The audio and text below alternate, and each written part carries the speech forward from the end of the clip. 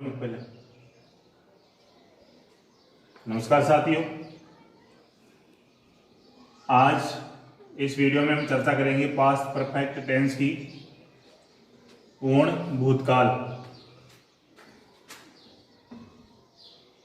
यह टेंस हमें यह बताता है कि बीते हुए समय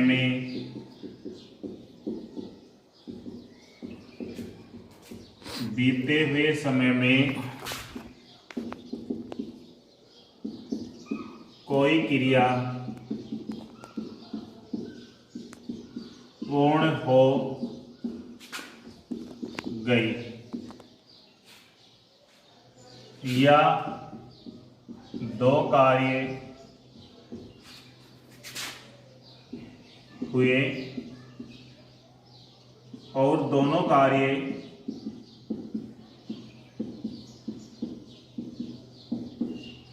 यह टेंस हमें यह बताता है कि बीते हुए समय में कोई क्रिया पूर्ण हो गई या फिर दो कार्य हुए और दोनों कार्य समय से पहले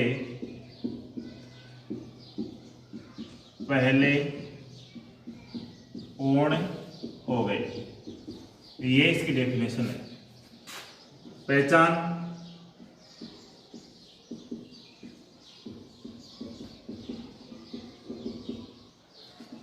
हिंदी वाक्यों के अंत में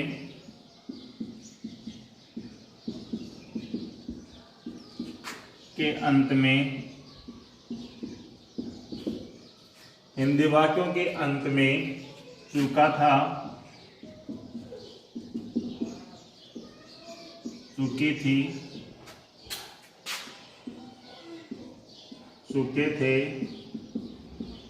आदि शब्द आते हैं।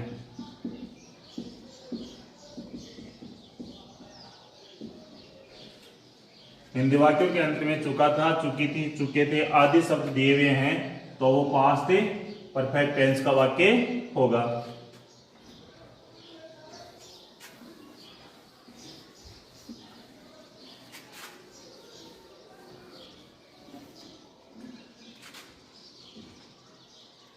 इसका पहला सेंटेंस देखते हैं, अफर्मेटिव सेंटेंस।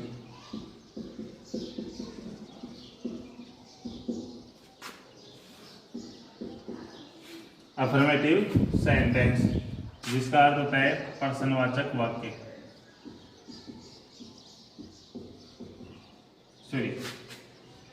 अफर्मेटिव सेंटेंस का अर्थ क्या होता है?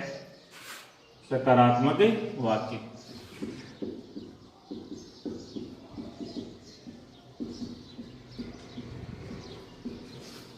अफर्मेटिव सेंटेंस का अर्थ क्या होता है? सकारात्मक वाक्य।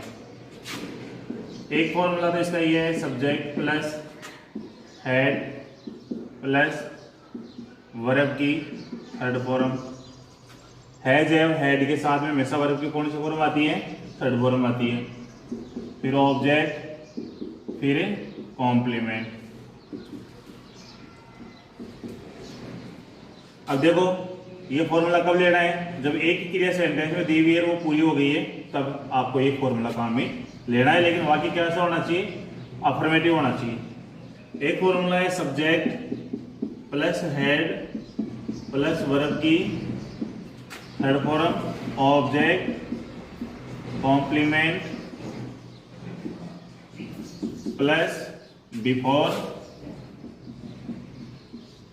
प्लस सब्जेक्ट प्लस वर्ब की सेकंड फॉर्म प्लस ऑब्जेक्ट और प्लस कॉम्प्लीमेंट। ये फॉर्मूला कब काम में लेना है? जब हिंदी के वाक्य में पहले शब्द दिया हुआ है और दो कार्य हैं और दोनों कार्य किससे जुड़े हुए हैं? पहले शब्द से जुड़े हुए हैं। तो सीधी सी बात है कि अंग्रेजी की ट्रांसलेशन में किसका यूज हो जाएगा? बिफोर का। लेकिन ध्यान रखना, बिफोर का यूज करो तो जो कार्य पहले समाप्त हुआ है उसका ट्रांसलेशन बिफोर से पहले बनेगा और जो कार्य बाद में समाप्त हुआ वो बिफोर के बाद में उसका ट्रांसलेशन बनेगा।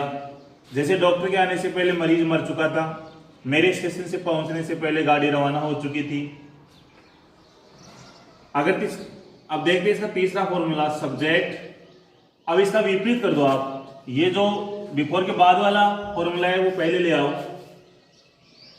सब्जेक्ट प्लस वर्ब की second form plus object plus complement.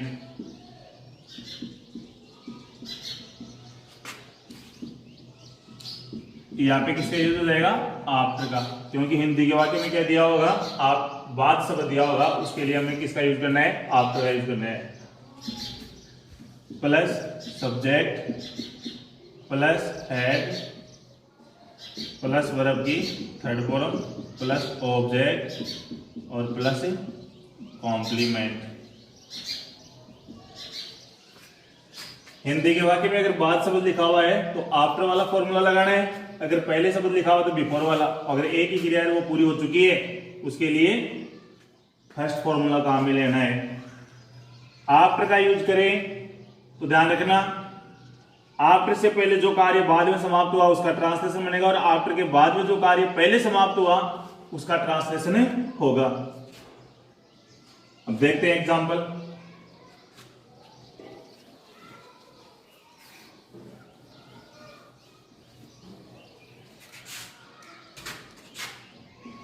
वह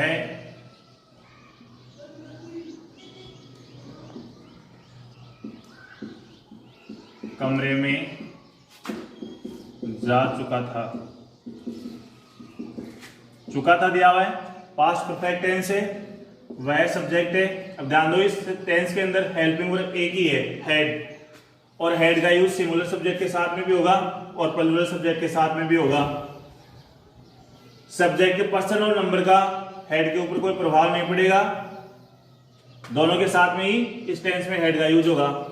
ही हैड जाना, इसकी थर्ड फॉर्म गो की क्या होगी? गॉन। He had gone. और कहा? कमरे में, इन टू रूम। अब मैंने यहां पे इनटू का यूज क्यों किया? क्योंकि वह कमरे में जा चुका था, तो पहले वह कहां था? बाहर था। तो बाहर से अंदर जाने में क्या होती है? गति होती है, और प्लेस एंड स्थान चेंज हो जाता है। ऐसी स्थिति में कौन सा प्रीपोजिशन यूज होता है? इनटू यूज होता है, इसलिए मैंने किसका यूज किया है यहाँ पे? इनटू का। He had gone into room. अब दो कार्य वाला देख लेते हैं। डॉक्टर के आने से पहले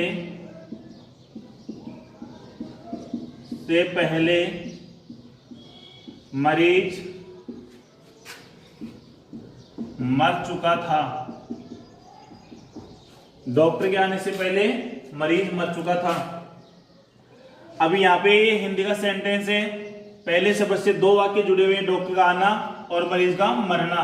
अंत में क्या दिया हुआ है? चुका था दिया हुआ है, तो पास्ट परफेक्ट टेंस का वाक्य है। अब आपको यहाँ पे ये देखना है कि कौन सा कार्य पहले हुआ? मरीज का मरना, तो इसका ट्रांसलेशन पहले कर दो। द पेशेंट हैड, मरना की मीनिंग डाई, तो थर्ड फॉर्म हो जाएगी died. The patient had died. अब इस सेंटेंस में कोई ऑब्जेक्ट कॉम्प्लीमेंट नहीं है, तो लगा दो आप बिफोर। फिर डॉक्टर का आना, तो द डॉक्टर, और यहाँ पे कौन सी फॉर्म? सेकेंड कम की केम हो गई। The patient had died before the doctor केम। मेरे पिताजी के आने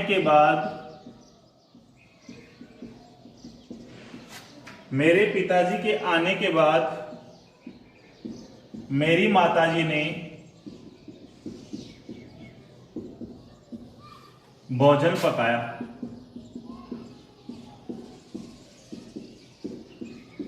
मेरे पिताजी के आने के बाद मेरी माताजी ने भोजन पकाया। अब देखो, आप कहोगे कि सर इसमें चुका था चुकी थी का यूज नहीं हुआ, तो ये पास्ट परफेक्ट का वाक्य नहीं हो सकता। ये देखो, हिंदी के वाक्य में क्या दिया हुआ है? बाद। और बाद के पहले भी ये काम हो रहा है और बाद के बाद में भी ये काम हो रहा है। बाद के पहले क्या हो रहा है? मेरे पिताजी का आना, और बाद के कौन सा काम हो रहा है? मेरी माताजी का भोजन पकाना। अगर ऐसी स्थिति होती है, ऐसे सेंटेंस होता है, तो वो पास्ट परफेक्ट टेंस में ही काउंट होता है। अब बाद का यूज हुआ है तो क्या करेंगे, जो कार्य बाद में समाप्त हुआ उसका ट्रांसलेशन बनाएंगे पहले। तो कौन सा काम बाद में हुआ, मेरे पिताजी के आने के बाद मेरी माताजी ने भोजन पकाया। तो पिताजी पहले पहुंच चुके थे, बाद में माताजी ने भोजन पकाया, तो इसका ट्रांसलेशन पहले कर देंगे, माय मदर कुक्ड फूड। अब इस वाक्य में कोई कॉम्प्लीमेंट नहीं है तो आफ्टर लगा दो, आफ्टर, फिर मेरे पिताजी का आना, तो माय फादर। हेल्पिंग वर्ब कौन सी आएगी, हैड। और थर्ड फॉर्म कम की क्या होती है, कमी होती है। यहां पर भी ऑब्जेक्ट और अदर्स या कॉम्प्लीमेंट नहीं है तो फुल स्टॉप लगा दिया। दोस्तों इसके नेगेटिव, इंट्रोगेटिव और इंट्रोगेटिव नेगेटिव सेंटेंस का अंग्रेजी के अंदर कोई ज्यादा इंपॉर्टेंस नहीं है। अगर आप इसका नेगेटिव बनाना चाहो तो हेड के तुरंत बाद में नोट लगा देना, हेड को सब्जेक्ट से पहले ले आएंगे और तो इंट्रोगेटिव बन जाएगा, और सब्जेक्ट से पहले हेड ले आए और सब्जेक्ट के बाद में अगर नोट लगा दिया तो इसका इंट्रोगेटिव नेगेटिव बन जाएगा। एक फॉर्मूला और देख लेते हैं। एक ऐसे फॉर्मूले को करते हैं कि परिभाषा बता रही थी कि समय से पहले ही कार्य पूरा हो जाता है। कैसे होता है देखते हैं। मैंने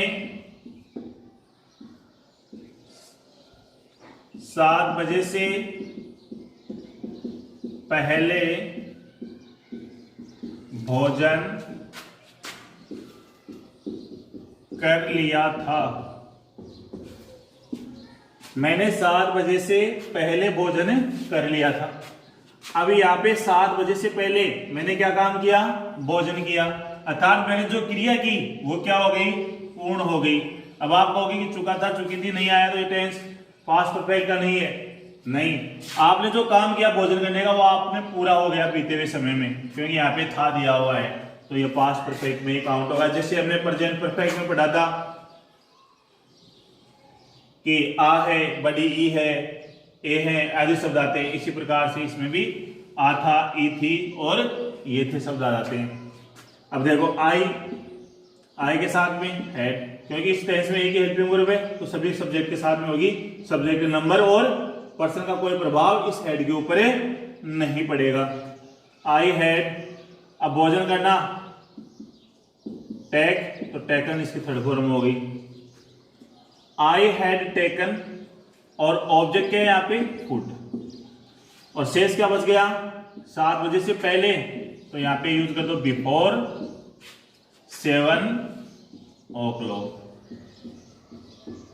अब इसका नेगेटिव बनाओ, तो I had not taken food before 7 o'clock। अब इसी से इंट्रोगेटिव बना सकते हैं। हेड को पहले लिया उठा के, नोट को उठा दो वापस, had I taken food before 7 o'clock। लेकिन अंत में क्या करेंगे, इंट्रोगेटिव सेंटेंस होने पे क्वेश्चन मार्क लगा देंगे। अब इसी का इंट्रोगेटिव नेगेटिव बना सकते हो आप। कैसे, सेम ये रखो, यहाँ पे सब्जेक्ट है, इसके बाद में नोट और लगा दो, had I not taken food before 7 o'clock, और अंत में क्या करेंगे, क्वेश्चन मार्क लगा देंगे।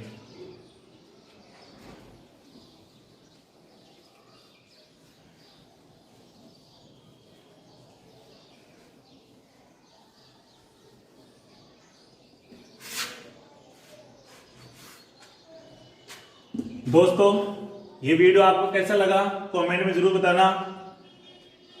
आप निरंतर मेरे चैनल से जुड़े रहिए, रोजाना आपको नया वीडियो मिलेगा और अंग्रेजी के बारे में बहुत कुछ सीखने को मिलेगा। थैंक्स।